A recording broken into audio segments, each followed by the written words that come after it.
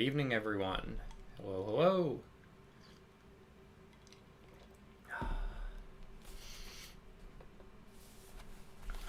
Welcome to Many Meetings.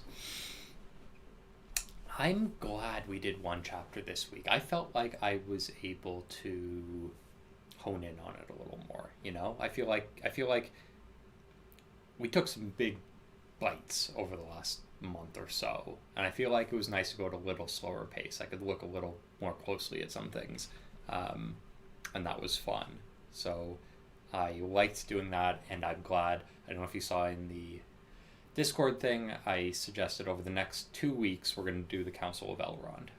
So we're going to do the first half for this coming Sunday, and next Thursday's stream we'll just do the first half of Council of Elrond, and then we'll do the second half the following week. And I think that's going to be better. I think that's the play. Yeah, I agree. Claire says, I gotta say the lack of drama in this chapter felt refreshing. I thought so too. It got tense for a while there, didn't it? I like this kind of reset, right? There's a bit of underlying tension, and it's not without a couple tense moments. We'll talk about that. But this felt like a little respite, right? Not comic relief necessarily, but it lightened the mood, which was good.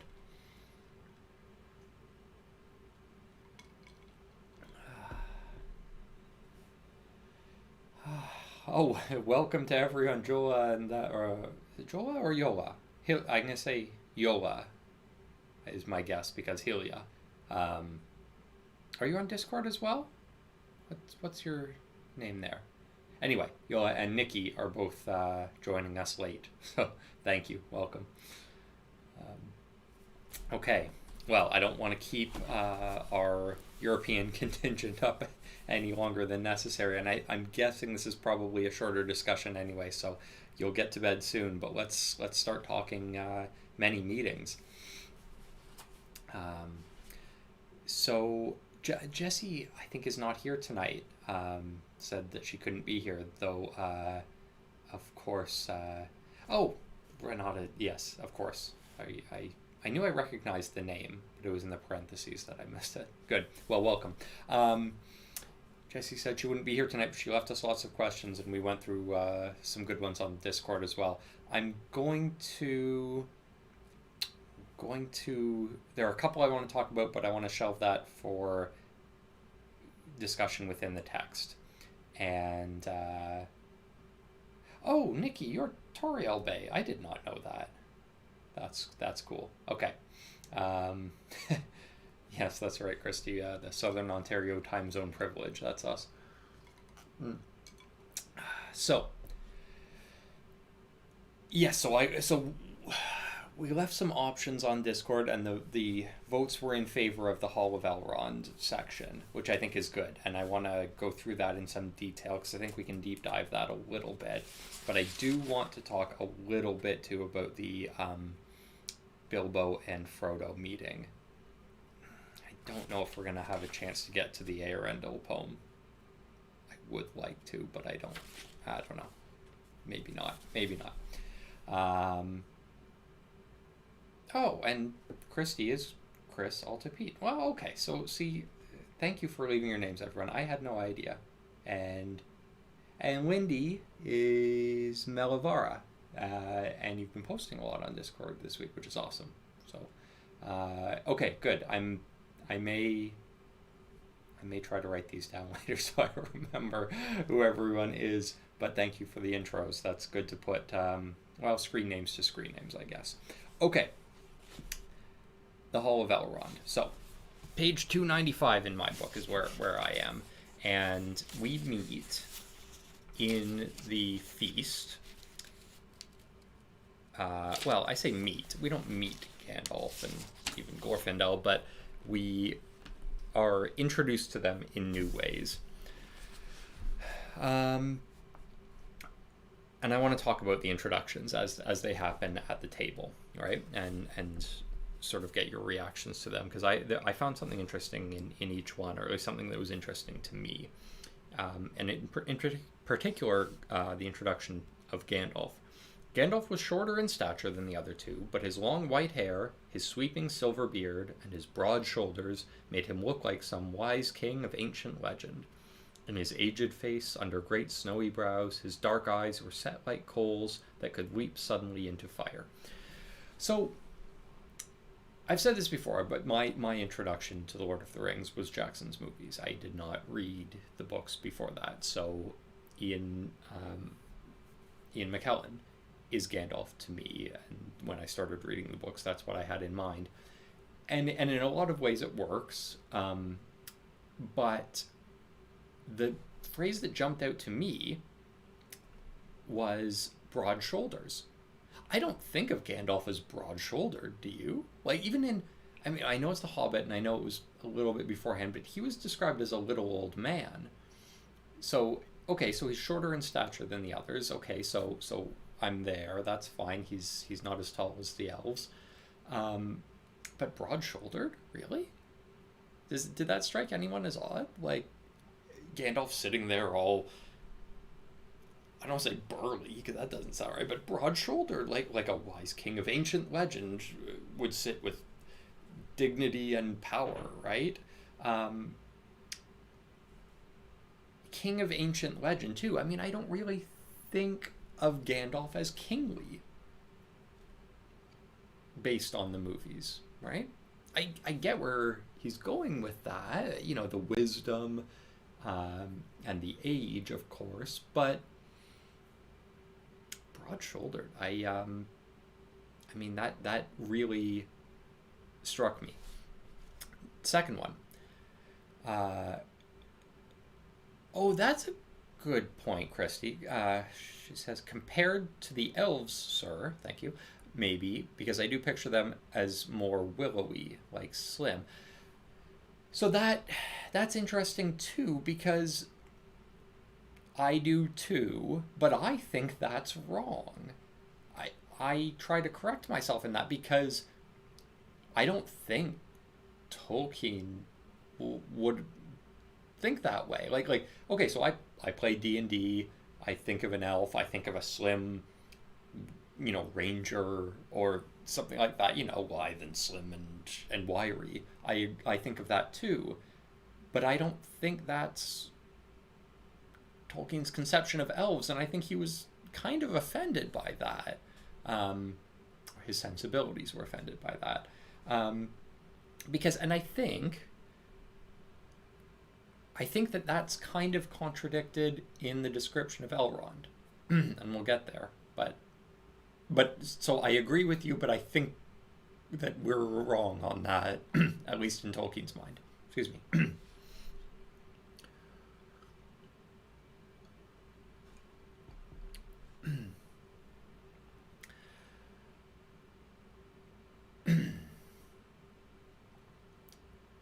Sorry, just reading the chat there.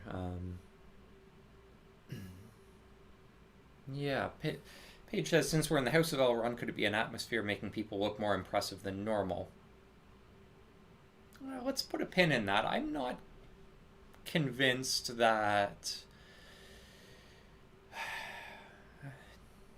Would they seem more radiant? Well, let's... hang on. Let's back up a bit from that chapter, from that passage that I read. Frodo looked at them in wonder, for he had never before seen Elrond, of whom so many tales spoke. And as they sat upon his right hand and his left, Glorfindel and even Gandalf, whom he thought he knew so well, were revealed as lords of dignity and power. So there is something about, maybe it's not Elrond's house, but something about their proximity to Elrond, right?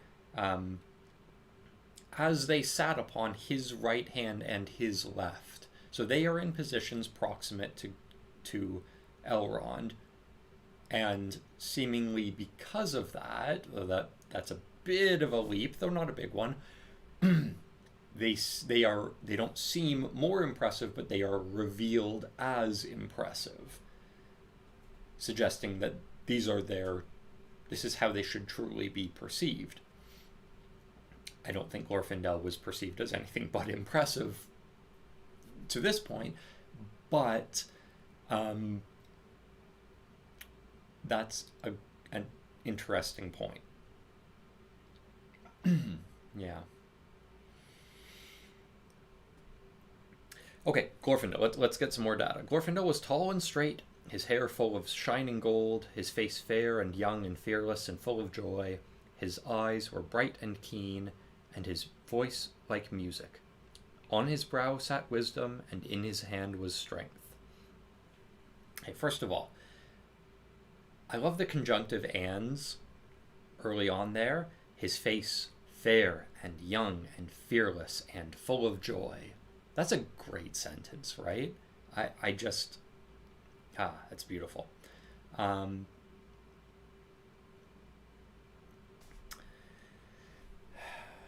yeah, okay. So Parmelk is saying that they are seated next to a Lord of Rivendell in positions of power, which gave them those airs. So it's perhaps something about their position at the table, because in sort of this tradition, the Lord of the Table sits at one end, and guests are arranged in descending order of importance there. So maybe it's simply that, oh, they're up right there by Elrond, are they? Oh, I guess they're lords of dignity and power. It's a bit mundane, but I see it. I get that. I'm not saying that's wrong. I want it to be more than that. Let's finish up there. The face of Elrond was ageless, neither old nor young, though in it was written the memory of many things both glad and sorrowful. His hair was dark as the shadows of twilight, and upon it was set a circlet of silver. His eyes were grey as a clear evening, and in them was a light like the light of stars. Venerable he seemed, as a king crowned with many winters, and yet hale as a tried warrior in the fullness of his strength. He was the Lord of Rivendell, and mighty among both elves and men. So in there, that's where I feel pushback against the willowy, live, wiry elf image that I have in mind. There's a lot there that suggests burly to me. It doesn't say that, but hale as a tried warrior in the fullness of his strength, mighty among both elves and men. Now, you can read that and still think 6'2", 175, right? Like you can. That is not inconsistent, but I feel like, I don't know. I feel like Elrond reads as thicker there. Nikki, great point. Might Elrond specifically be that way because he is half-elven? Maybe. Because, okay, going back to the Silmarillion, I think, correct me if I'm wrong, but I'm pretty sure, no, not Baron, Turin is stronger than most elves, right? I think that's right. Bigger and stronger. So there is precedent for, impressive lords of men being stronger. Although Beleg Cuthalion was also pretty strong. So maybe that's not it. Morgan asks, elves were formidable enough to scare away the Black Riders. Maybe they aren't as willowy as we imagine. Now see, so I think that has to be read as a different kind of strength, right? I'm not diminishing the strength of elves. Only I'm wondering about their physical stature. I don't think the Black Riders run because Glorfindel is, beefy. They're not worried about a physical fight, but he is spiritually more powerful than them. At least more powerful than, 4 or 5 of them. Against all 9, we have some indication that even he and Aragorn together couldn't stand up to them. We know that, I say we know, we can infer that when 9 are gathered together, they are more than the sum of their parts, and especially even more than, 4 together or 5 together. It's not an arithmetic progression. You get more strength and power in the riders when all 9 are there. Yeah, Will was saying the same. The inner light that which is revealed to Frodo when he sees Glorfindel charging at the riders on the shore, at the ford. I think so.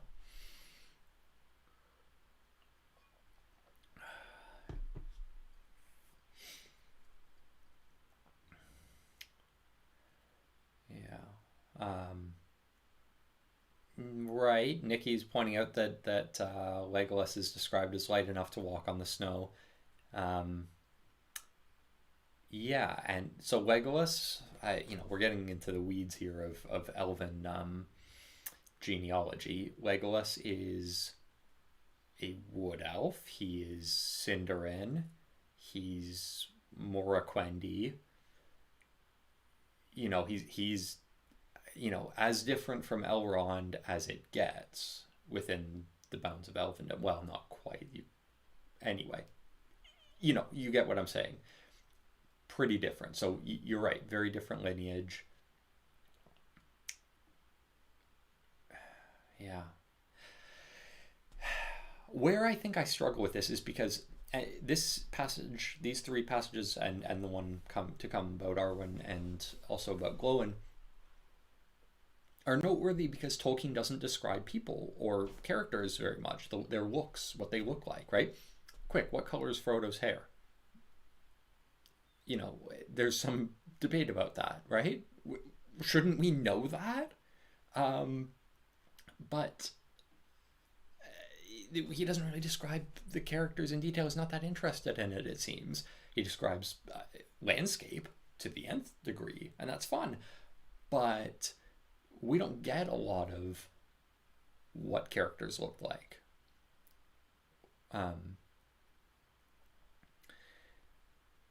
Yeah, so, okay, nice point, Maddie. It doesn't help that Elrond in particular is described with ethereal words: twilight, evening, stars. This makes him feel less of a physically solid being, regardless of his actual size. Yeah, there's some competing sentiment there in his description, isn't it? And I mean, okay, we're definitely not going to get this deep into the weeds, but Elrond's importance in Tolkien's mythology is as the conclusion of the original elven bloodlines on Middle Earth, right? He is the distillation of all of the Elder Days, all of the important families and characters, and then obviously, which is then passed on into Arwen. We're going to get into Arwen in a second, but Elrond has long been in his mythology by the time of the writing of Lord of the Rings. Is the distillation and the conclusion of elvendom on Middle Earth, right? And so that twilight kind of vibe we get from him, I think, is intentional, but that does seem in contrast with his stature. Morgan says, first 20 minutes of stream debating who is the thickest character at the table. Yep, that's welcome to From the Elvish. Yeah, okay. Okay, moving on. In the middle of the table, against the woven cloths upon the wall, there was a chair under a canopy, and there sat a lady fair to look upon, and so like was she in form of womanhood to Elrond that Frodo guessed that she was one of his close kindred. Young she was, and yet not so. The braids of her dark hair were touched by no frost. Her white arms and clear face were flawless and smooth, and the light of stars was in her bright eyes, grey as a cloudless night. Yet queenly she looked, and thought and knowledge were in her glance, as of one who has known many things that the years bring.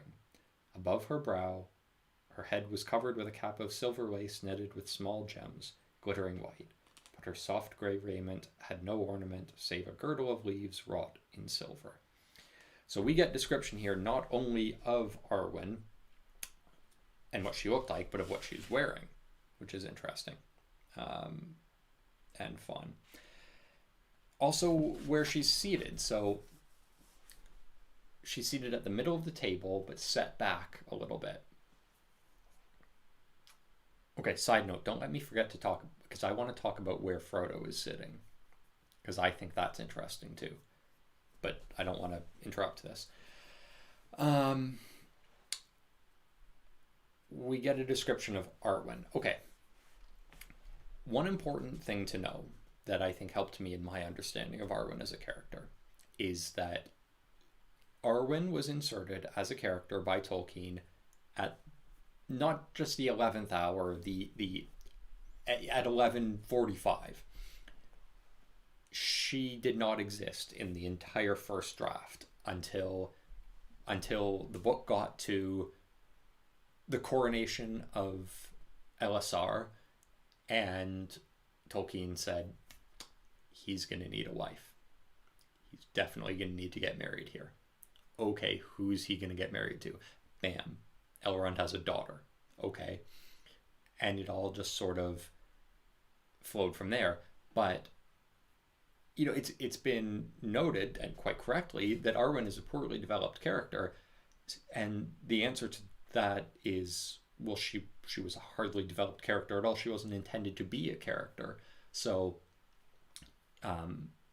you know, Tolkien has been accused of like not being able to write women characters, which, you know, if you've read more than The Lord of the Rings of his work and The Hobbit, you know, is not the case. But he didn't write Arwen well.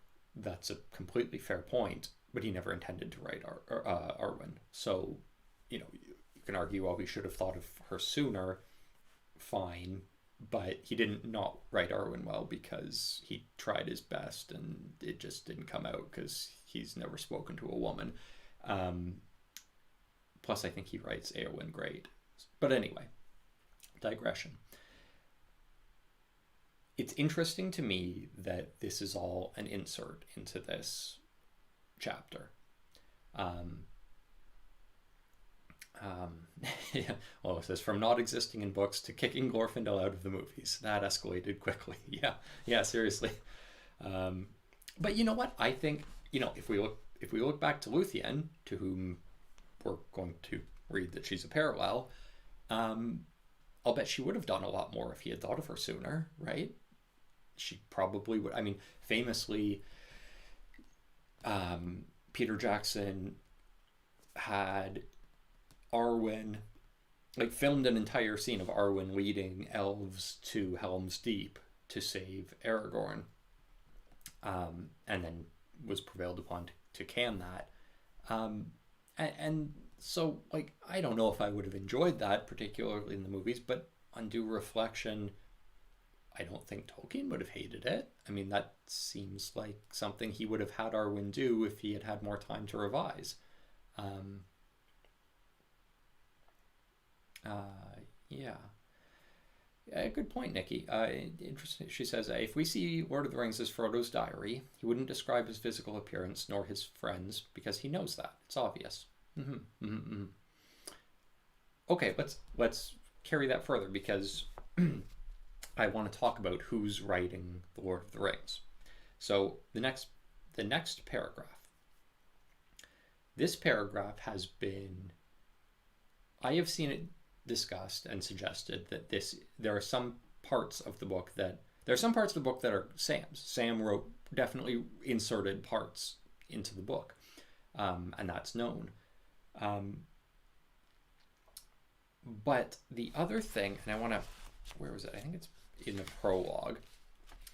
We get, in the note on Shire Records, we get the suggestion that someone else has added to it.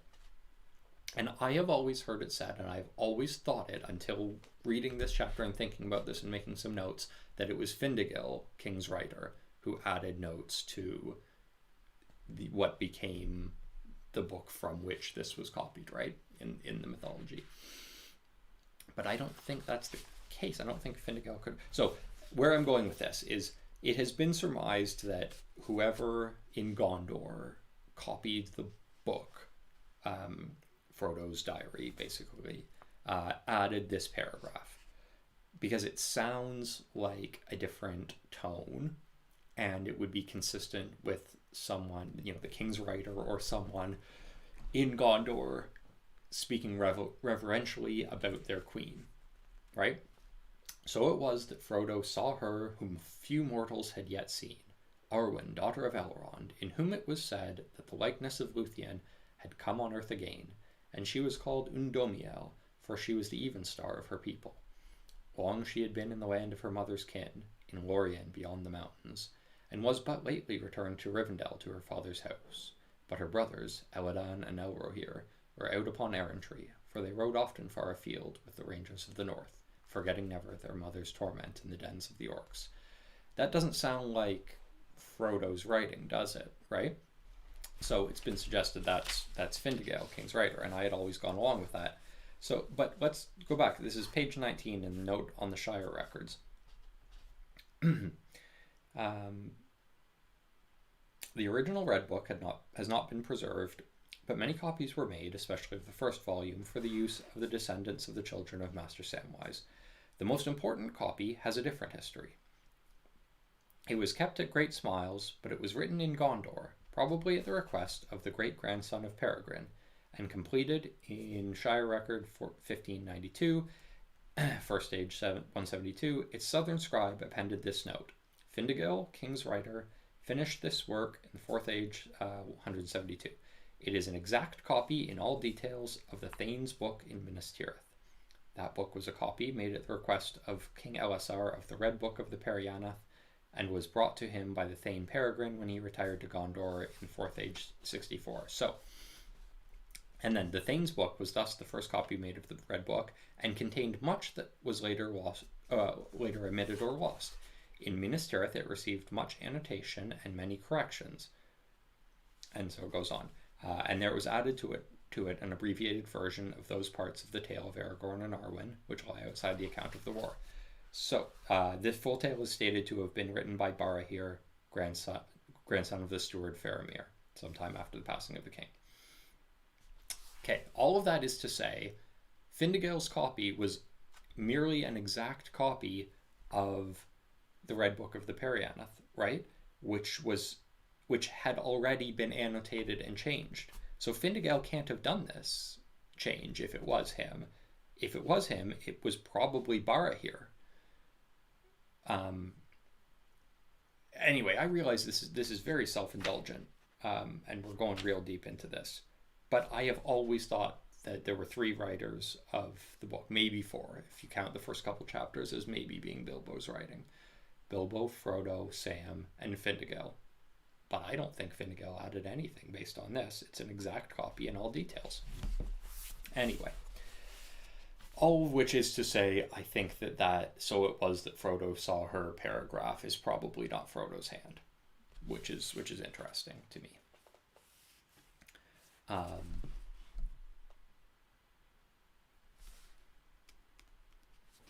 Yeah. Okay, let's move on past Arwen for now. The other, so a couple things about Gloin. He is all in white, I think, right? Is that correct? Next to Frodo, on his right, sat a dwarf of important appearance, richly dressed. His beard, very long and forked, was white, nearly as white as the snow-white cloth of his garments. I think that when Gloin arrived at the unexpected party in The Hobbit, his cloak, or his hood, was white, right? So I think this is kind of a fun throwback for readers who would remember The Hobbit on first read when this was published. So that's fun. The other thing I wanted to say about Gloin is that he's very diplomatic, isn't he? I liked... I wonder greatly what brings 4 hobbits on so long a journey. Nothing like it has happened since Bilbo came with us. But perhaps I should not inquire too closely, since Elrond and Gandalf do not seem disposed to talk of this. So he's come from Erebor to get insight onto a problem they're having, right? And he could pump Frodo for information on this, but he gives him an out. Like, he's asking. I think he should be asking. It's his job to ask for his king. But he's not. He gives him an out. Like, he's being very gentle with this. which I appreciated. I thought that was a nice touch. If Frodo's going to volunteer the information, that's good for Gloin. He needs to know this stuff, and he's going to learn it, of course. But he doesn't know that, so he needs to get what info he can. But he's not going to push it. It would have been rude for him to make an awkward position for Frodo there, especially since he knows he just recovered. So, those were the things I really noticed in the feast. That's the other thing. Okay, Frodo's position. Frodo is seated not in a place of honor. We don't know exactly where he's seated, but it's not at Glorfindel's right hand, right? Or Gandalf's. Which you might expect at a feast being thrown in his honor. So there are two explanations that I can think of. One I've heard before. One is that this is a kindness from Elrond, who probably knows hobbits a little bit by now and would think, okay, he probably doesn't want all this fuss made over him. He'll enjoy seeing Gloin because he knows that Gloin is out of his uncle Bilbo's story. They'll get on famously. That's all well and good, but I'm not going to make a big show of him. He's just recovered. Let's let him take it easy. And I think that's probably a good and fair explanation. But I have an alternate. He will, by this point, have heard from Strider and the other hobbits what happened at the Prancing Pony in Bree, right? And yes, Nikki, that's correct. He is of some importance, though, right? Because his friends are seated at an entirely different table. Yes, he's at the main table. Absolutely, that's true. So I'm not suggesting he's being disregarded or he should feel slighted in any way by this. But I'm wondering if there's not a little bit of risk mitigation here by Elrond.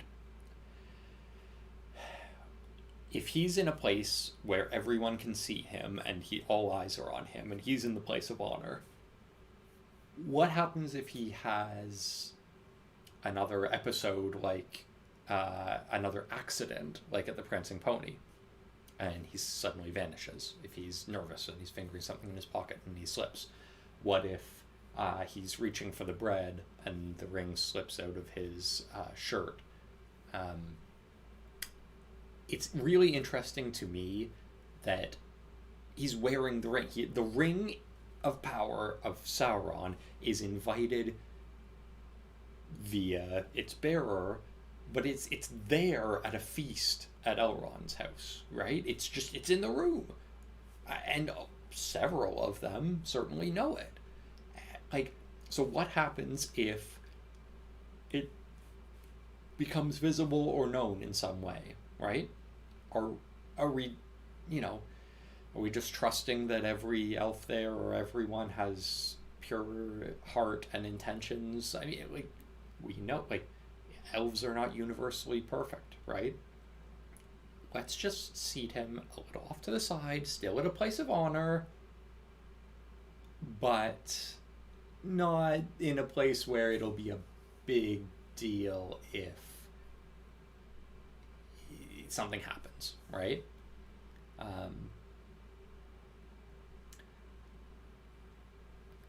Yeah, and Lindy, that's a fair point. Sort of classicism and genteel manners, she's saying, factor in. Because just because he's a guest of honor doesn't mean he ranks anywhere near as highly as some of these people. Yeah, fair point. I mean, he's not going to outrank Gandalf or Glorfindel no matter what he's done at this stage. Yeah, and Morgan, that's kind of my thought. She says, I'm surprised he wasn't seated by Gandalf, who is good friends with Frodo. Yeah, I would have assumed he would sit at a place of honor next to Gandalf. That would have been my guess. Yeah.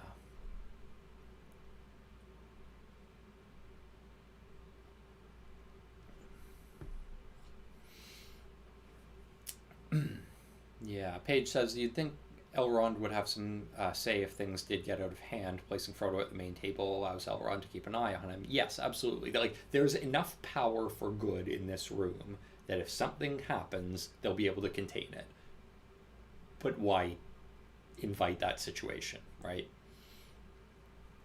So that's kind of, and that leads us into the Hall of Fire, where Frodo is allowed to meet Bilbo, and they are allowed a word alone, in a way. Excuse me. And we see what happens. We see a tense moment there with the ring. We'll read that briefly. But I think that's the other part of having that set up to be in the Hall of Fire. There is so much power for good there. I'm sure that there were eyes on them, even if they weren't hovering over them. Nothing bad was going to happen there. It just could have been worse than it was. Yeah.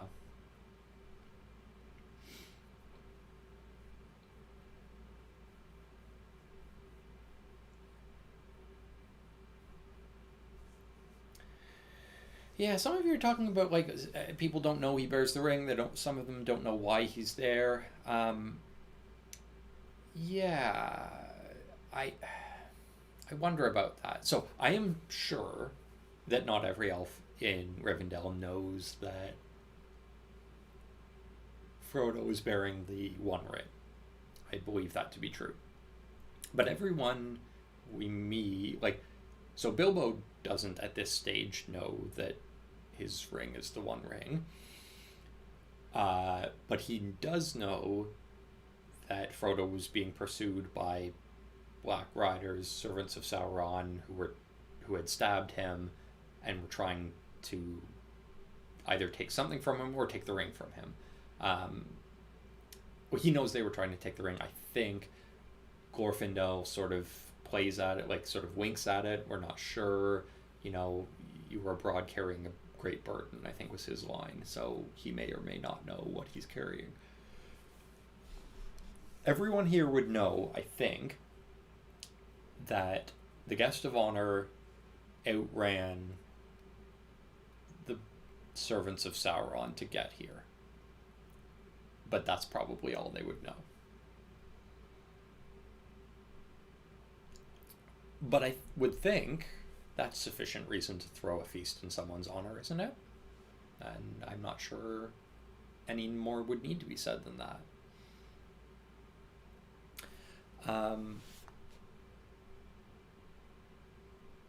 Okay, let's look at briefly the Hall of Fire and the moment between Bilbo and Frodo, because this was a really, really effective and fun and interesting and memorable scene in The Lord of the Rings, in Jackson's movies, that I think was just wrong. It was you have to give a filmmaker creative license, and he did what he did effectively, but I don't think it reflects how this was written in the book, right? So what we saw in the movie was, the ring did kind of slip out of Frodo's shirt, and Bilbo said, Bilbo was trying to, grab at it or reach for it or ask for it, and Frodo hastily put it away, and then Bilbo was overcome with the scary face and the and it was a jump moment, right? And it was well done. But it was something actually happened to Bilbo. Something, his inner monster that the ring had created was coming out, right? And he repented of it immediately and cried, but it was very much like Bilbo did something there, and I don't think that's what this reads as.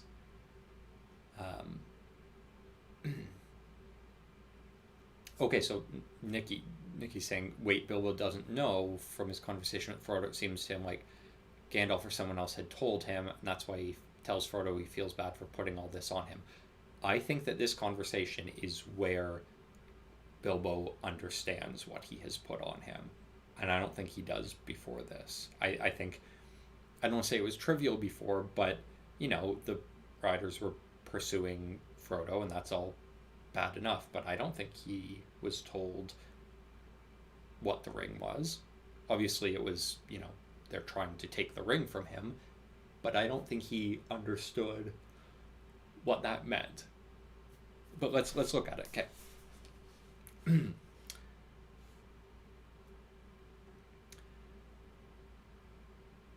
He paused and looked at Frodo doubtfully.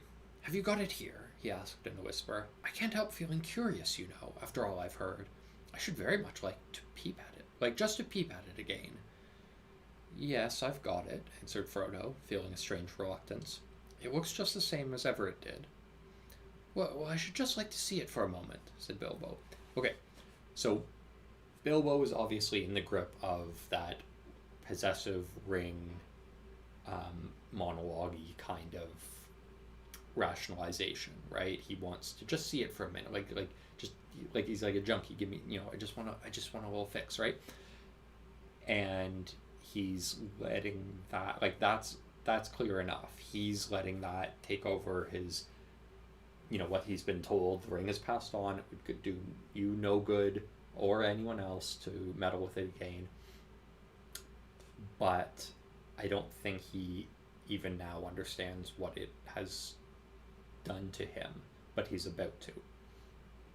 When he addressed, Frodo found that while he slept, the ring had been hung about his neck on a new chain, light but strong. Slowly he drew it out. Bilbo put out his hand, but Frodo quickly drew back the ring. To his distress and amazement, he found that he was no longer looking at Bilbo.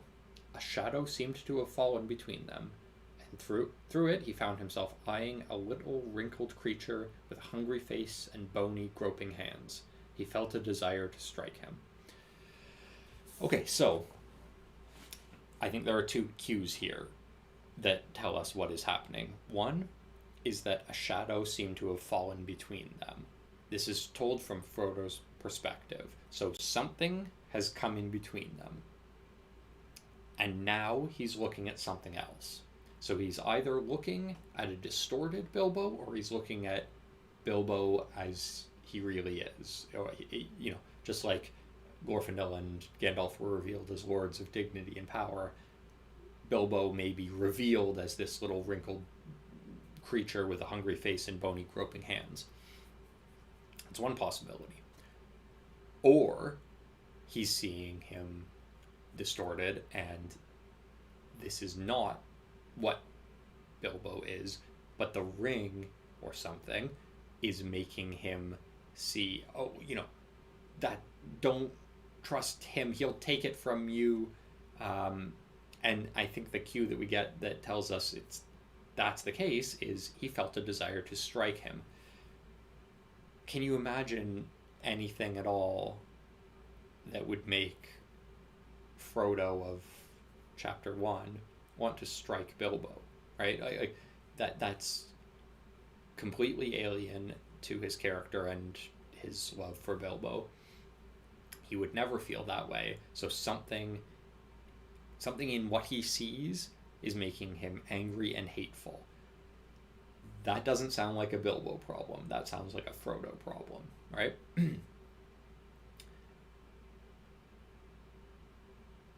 And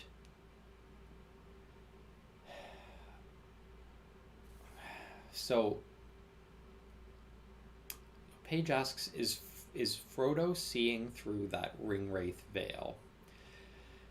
Is Frodo seeing into the shadow world, the wraith world, the spirit world, where he could see the faces of the king, the Pale King, and Glorfindel as a,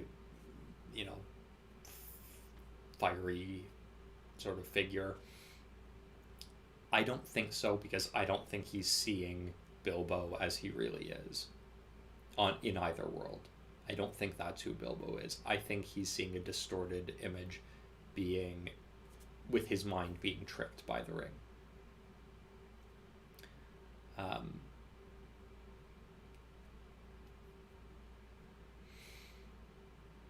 yeah, Lola says how much Bilbo changed because he wanted the ring, and how much Frodo saw him in a deformed way because of the ring. And that's true. There are two things at play here. I don't doubt that Bilbo's face is greedy and eager and fixated and distressing in its own way. But I think that is serving the purposes of the ring to show Frodo this distorted image. And Aidan says the same. I read that more of a change in Frodo's perspective, the ring clouding his mind, not Bilbo physically changing due to ring lust. Yeah, I don't think we have good enough reason to believe that Bilbo physically changes due to ring lust. I don't buy it. And again, it was an effective part of the movie, and it was memorable. And I remember jumping the first time I saw it, but no, that's not how it went down. Okay, getting to Nikki's question. The music and singing around them seemed to falter, and a silence fell.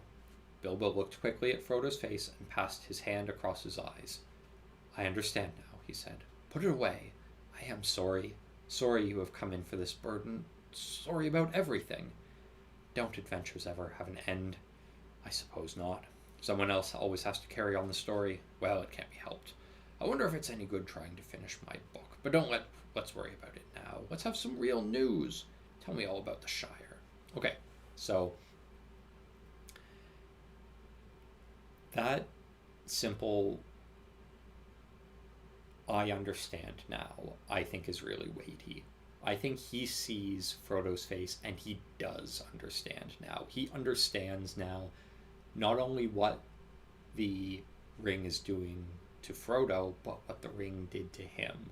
And he recognizes it. And I'm sure he is immediately cast back to Bag End when he gave the ring up for good and he was so combative with Gandalf, right? I think this is him understanding finally, because he'd never admitted to himself or to anyone that his well-preservedness was a factor, was the ring, right? Or that the ring had anything to do with anything. He never acknowledged its influence over him in any real way. I think he gets it now, right?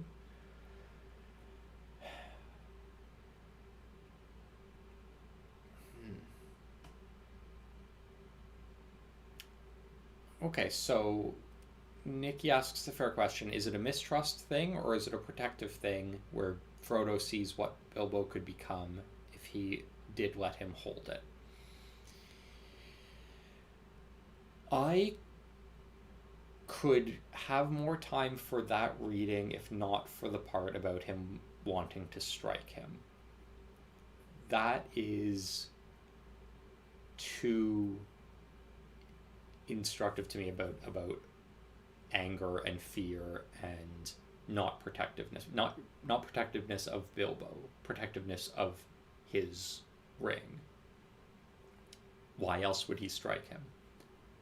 If he, because, okay, let's put it this way. We know how he feels about Bilbo. If he sees that wrinkled, bony creature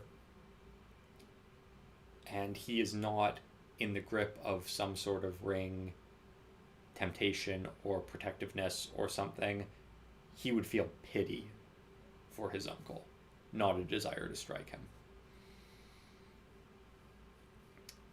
Yeah.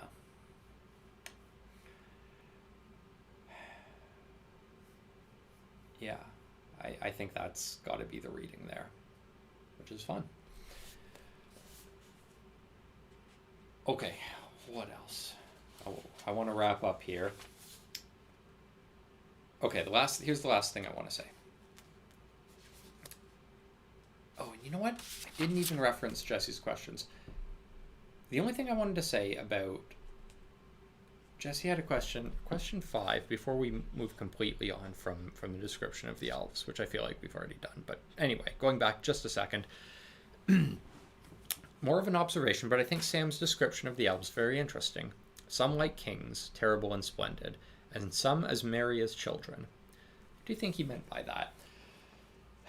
The only thing I want to say there is it seems that the only way to describe elves is by paradox and juxtaposition, right? I think that in one way, so that some elves can be described as terrible and splendid, like kings. Others can be described as merry as children. But I would also bet that some or all of them could be both, and could be both at the same time. And the reason I think that is because going back, so let's go back way back in Shortcut to Mushrooms, when Frodo was asking Sam how he feels having met the elves. And he says, they're so different, they're quite different from what I expected, so old and young, and so gay and sad, as it were. And then we go back to the descriptions of everyone at the table. I mean, young she was and yet not so, right? That's Arwen. The face of Elrond was ageless, neither old nor young. Venerable he seemed as a king crowned with many winters, and yet hale as a tried warrior in the fullness of his strength.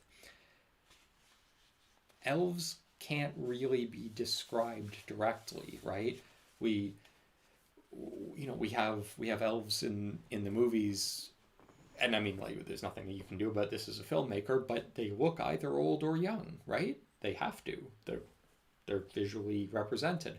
That can't capture the experience of meeting elves. They don't look either, right?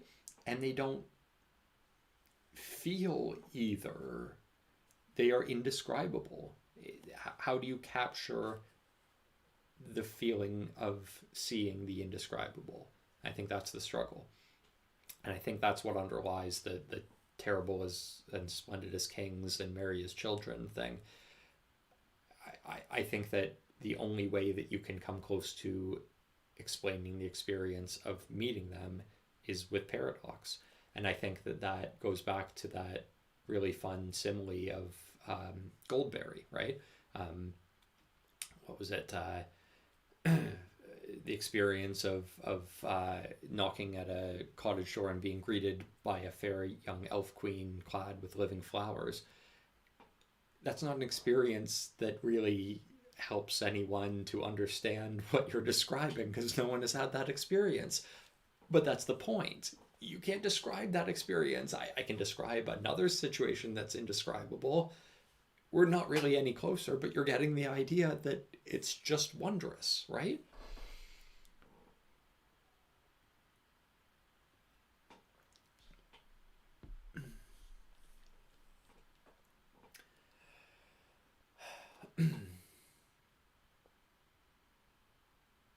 Yes, okay, so two great points here. So Christy says, remember we've strayed from older definition of words too, like awesome to us means cool or great, but really is defined as extremely impressive or daunting, inspiring admiration. Right, yeah, full of awe. The awe is the dominant emotion, right, in awesome. And that's absolutely true. Splendid too. Splendid is used, splendid as kings, right?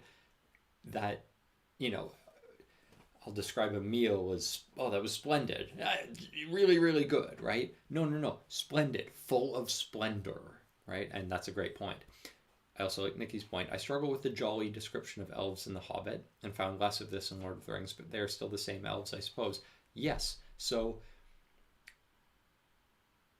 elves are jolly and merry and gay and cheerful, right? They are in Tolkien's perception the Tralala elves of The Hobbit, and these are still them, right? There's no reason to think, even though that we're getting a different kind of tone here than The Hobbit, that Elrond and Glorfindel and Lindir and everyone else we meet don't lead a chorus of Tralala every now and then, right? These, when you live forever, that has a an effect on how you perceive the world. And that is obvious to Tolkien in a way that just isn't to us, I guess, or to me anyway.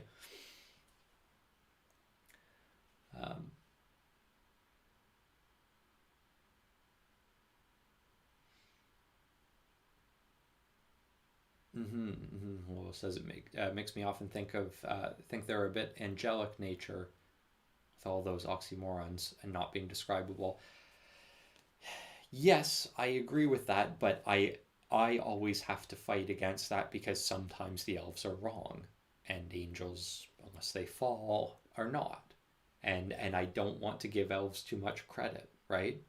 Elves are not infallible, but the vibe definitely is right there. Okay, I want to say a really quick something about what I love about the Arendelle poem, and then we'll wrap up. But two things. If you don't know Tolkien's bigger mythology, there's the reason why Bilbo says later on about Aragorn. He said that if I had the cheek to make verses about Arendelle and the House of Elrond, it was my affair. I suppose he was right. It's not described, but the reason he says that is because Arendelle is Elrond's father, right? And Arendelle was he was the legendary character of Tolkien's Elder Days mythology. Would that be fair to say, Silmarillion people? Like, Arendelle was the first character, basically, the first elf to Tolkien, and I don't think he was an elf originally, potentially, but he when Tolkien started working and started inventing his world, Arendelle was first on the scene, basically. And this story of him sailing to the Undying Lands, I mean, this was revised and whatnot, but this errantry poem, wasn't originally about Arendelle, but it became that, and Arendelle is the biggest figure in the mythology. He doesn't get a lot of screen time, but he's the culminating one, and that's what, and he has a fairly tragic fate in a way, heroic but tragic, and is sundered from his family.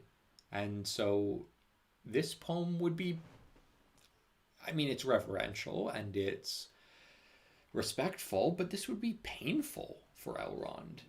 I don't know. It would be painful for Elrond if Elrond were a human. I don't know how an elf would feel about this, but surely Elrond misses him greatly, right? And elves wouldn't be used to missing other elves, really, in that way. So I think it does take a lot of cheek to make verses about Arendelle in the House of Elrond. And I would imagine that Bilbo has earned a deal of latitude. Plus he's, not to generalize, but he gives off that vibe of like, I'm old and I don't care what you think, right? And so I think that he gets away with it, but I think it's a not insignificant amount of cheek. But anyway, last thing, the alliteration in this poem. I mean, this is a really complicated rhyme scheme that I don't have the poetic wherewithal to follow or describe. But in the first two stanzas, I'll read them out, and what stands out to me most, like the rhymes are great, but the alliteration just hits so hard and is so enjoyable. Arendelle was a mariner that tarried in Arvernian. He built a boat of timber felled in Nimbrethal to journey in. Her sails he wove of silver fair, of silver were her lanterns made. Her prow he fashioned like a swan, and light upon her banners laid. In panoply of ancient kings, in chained rings he armoured him. His shining shield was scored with runes to ward all wounds and harm from him. His bow was made of dragon horn, his arrows shorn of ebony. Of silver was his habergeon, his scabbard of chalcedony. His sword of steel was valiant, of adamant his helmet tall, an eagle plume upon his crest, upon his breast an emerald. Yeah, I'm going to try to, one day I'm going to try to memorize this poem, because I like to, like the troll poem I tell to our little 1-year-old before I put him to bed. So I've memorized it for that, and he seems to like it. And the kids like shouting out the other 2 kids like shouting out the like done by, come by parts as well. But ambition as a father, I want to learn this, and I want to teach it to my kids. I think that'd be fun. Oh, okay. I said last thing. Paige, you're right. Don't forget, you wanted to mention something about the green stone from the song. Yeah, I did want to talk about this, though. I said I wanted to talk about this, though I don't have more. I'm more interested in thoughts from you guys. I've already sort of spilled what I think on Discord. The question, I think it was Jesse's question. I can't remember. Shoot, I've lost it here, but maybe it wasn't. Whose question was it? Someone had a question about, I always think of it was Jesse's, but Pearl that's who it was. Yeah, Pearl, if you're still here. In the song that Bilbo sings, he mentions that Aragorn insisted he add the part about the green stone. It was a very long song, and I'm not the best in interpreting literature, but why exactly is it so important? So to answer your question in a way, I don't think it's important in a way that we can understand at this stage. So I don't think that you're deficient in interpreting the poetry here. I don't think that's something you could get. Oh yeah, you are here. Good. No, yeah, so you're saying, am I just being dense and missing something? No, I don't think so. I think this is one of those sort of illusions of depth that Tolkien is so masterful at putting in his story, right? And we'll get to it sort of at the end of the story in a way, but I think that there's a lot here. Nikki, Toriel Bay, that's right? Nikki mentioned that the Ring of Barahir, which is part of the larger mythology, has a green stone in it, and I think that's right. I think you're right about that. Melavara, are you still here? I meant to ask about this. So Melavara said, also Arendelle's green stone is not an emerald, but in fact the OG LSR. Refresh me on that. I wanted to follow up on that. There you are. Yes. Okay. Thank you. What is... So Arendelle's green stone was originally not an emerald. Where's that? Where do you find that? Because that's ringing a bell, but I don't remember that exactly. But we can... Unfinished Tales. Yeah. That's right. I gotta reread that. How many times recently have I been like, oh, I think I read that somewhere. Was it in Unfinished Tales? Yeah. Okay. So I need to get back into that. Let's confirm that on Discord together. We'll look into that. But Wendy says it's the elf stone of the first age. That sounds right. Okay. So, yes. So it's the answer. Parmilk is it's relevant, as Lindy says, to Aragorn for spoiler reasons, but also lore reasons. Exactly. Yeah. So, illusion of depth, but also we'll kind of get to it later in the book. And but I also noted I don't think it's entirely coincidental that Aragorn just found a green barrel elf stone on the bridge that gave them sort of the sign or the token that they could pass the bridge, which they did, and that would be fresh in his mind too. So I wonder about that. Anyway, that was an awesome read. I'm really glad we did a single chapter and really got into it in more detail. That was fun. I hope you guys enjoyed it too. We will see you live again on Thursday, and looking forward to starting the first half of the chapter of Elrond on Sunday. So good night, everyone.